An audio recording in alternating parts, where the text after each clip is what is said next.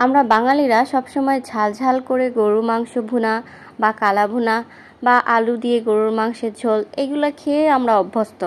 তবে আজকে গরুর মাংসটা রান্না হবে একদম ভিন্ন স্টাইলে। আমার আজকের রেসিপি হলো পাকিস্তানি ফেমাস পেশোয়ারি বিফ। এই রেসিপিটা এখন ফেসবুকেও খুবই ভাইরাল। সো হ্যালো এভরিওয়ান, আসসালামু আলাইকুম। আশা করছি সবাই অনেক ভালো আছেন। আলহামদুলিল্লাহ, আল্লাহর রহমতে আমিও অনেক ভালো আছি। তো কথা না বাড়িয়ে চলুন শুরু করি আমার আজকের রেসিপি।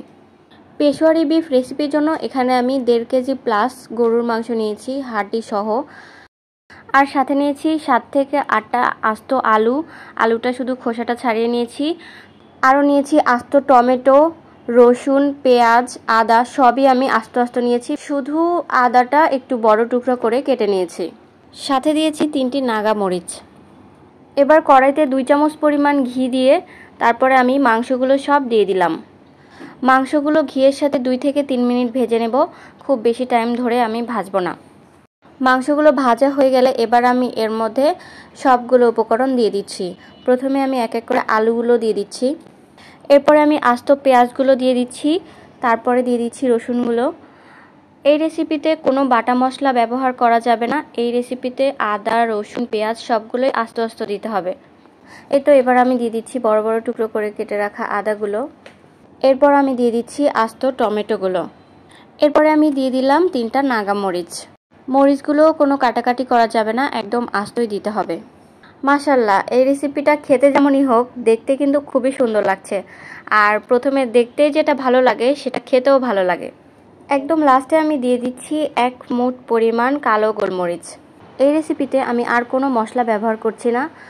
এরপরে আমি দিয়ে দিচ্ছি 2 চামচ পরিমাণ ঘিটা এই রেসিপিতে অবশ্যই ব্যবহার করতে হবে, তাহলে মাংস থেকে খুব ভালো একটা ফ্লেভার আসবে। এরপরে আমি দিয়ে দিচ্ছি স্বাদমতো লবণ। এই রেসিপিতে রান্নার রেগুলার তেল ব্যবহার করা যাবে না, কোনো রকম তেলই ব্যবহার করা যাবে না। একদম শেষে আমি দিয়ে দিচ্ছি অল্প কিছু পরিমাণে পানি। আর মাংস থেকে অনেকটা পানি বের হবে, এই পানিটা দিয়েই রান্নাটা কমপ্লিট হয়ে যাবে। এবার আমি ঢাকনাটি ঢেকে ঢাকনার যে ছিদ্রটি আছে সেটা একটা কাগজ দিয়ে বন্ধ করে দিলাম। এই রেসিপিটা কমপ্লিট হতে আমার 2 থেকে 2.5 ঘন্টার মতো সময় লেগেছে। এর মধ্যে আমি একবার ঢাকনাটি তুলে মাংসগুলো নেড়ে দিয়েছি। 2 থেকে 2.5 ঘন্টা পরে আমি ঢাকনাটি তুলে নিচ্ছি। এবার মাংসগুলো চেক করে নেওয়ার পালা, সিদ্ধ হয়েছে কিনা। মাংসটা আমি চেক করে দেখেছি, মাংস পারফেক্টভাবে সিদ্ধ হয়ে গিয়েছে আর আমার রেসিপিটাও কমপ্লিট হয়ে গিয়েছে। দেখুন কত সুন্দর লাগছে দেখতে। আলহামদুলিল্লাহ, আমি প্রথমবারের মতো পেশোয়ারি বিফ রান্না করলাম, আর প্রথমবারেই এত পারফেক্টভাবে রান্না করতে পারবো এটা ভাবি নাই। আর বাসার সবাই খেয়েও অনেক প্রশংসা করেছে।